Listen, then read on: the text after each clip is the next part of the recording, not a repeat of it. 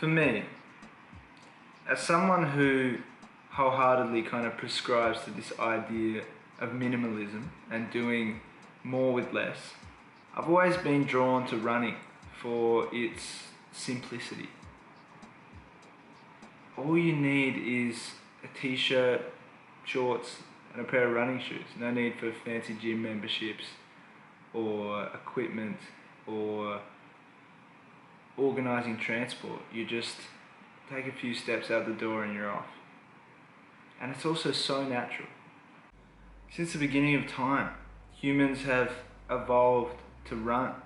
Our biomechanics and a whole host of adaptations, something as simple as being able to sweat, has allowed us to run and literally chase our prey until they die of exhaustion.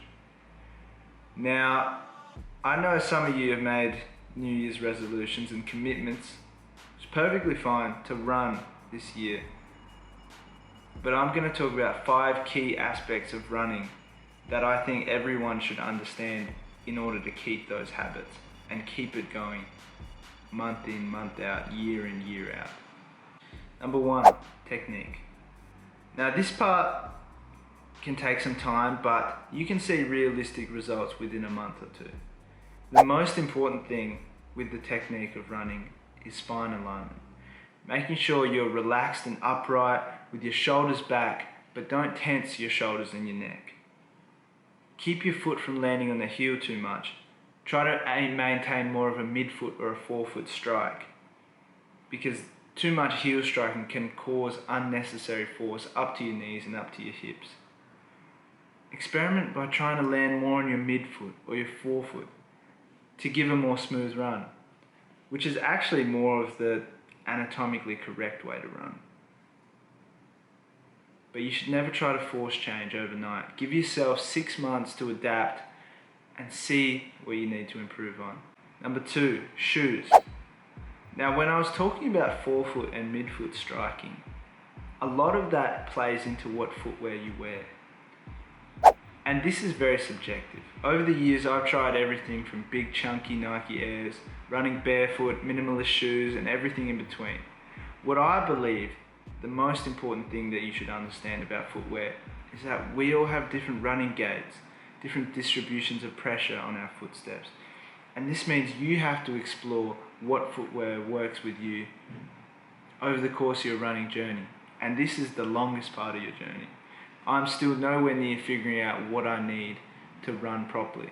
But I found, in my case, that big chunky shoes and really expensive shoes didn't necessarily reduce injuries and in fact made it harder for me to run.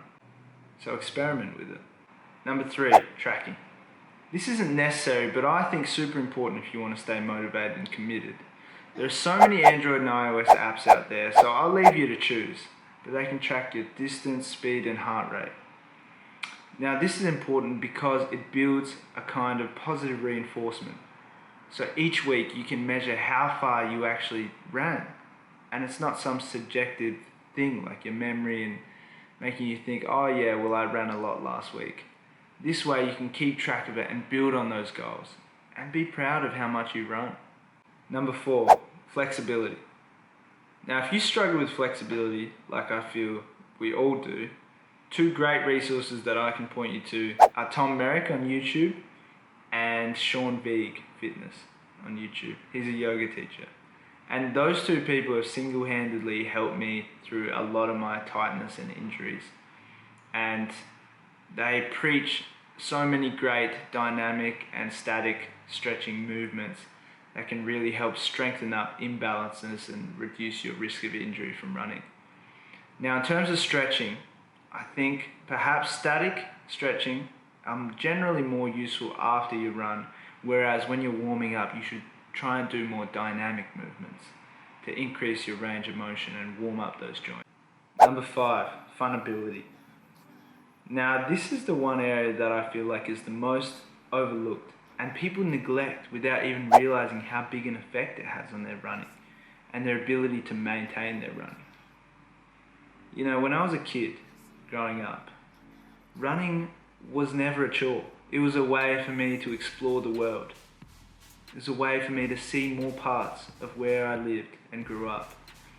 And when I moved to the city to study, I started running on a treadmill in the same room, looking at the same TV, playing commercials and TV shows, and surprisingly it became boring because there was too much stimulus in my head and the scenery was the same.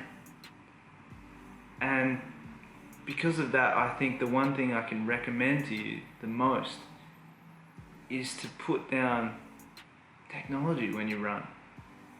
Let yourself look around and see the world around you and be present in the moment and take it all in, because we only have one life.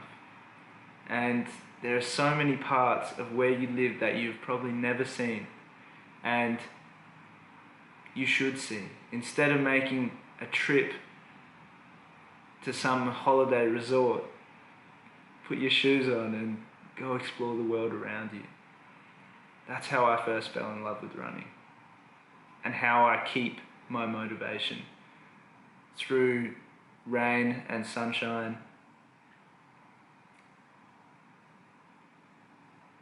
And it's the best.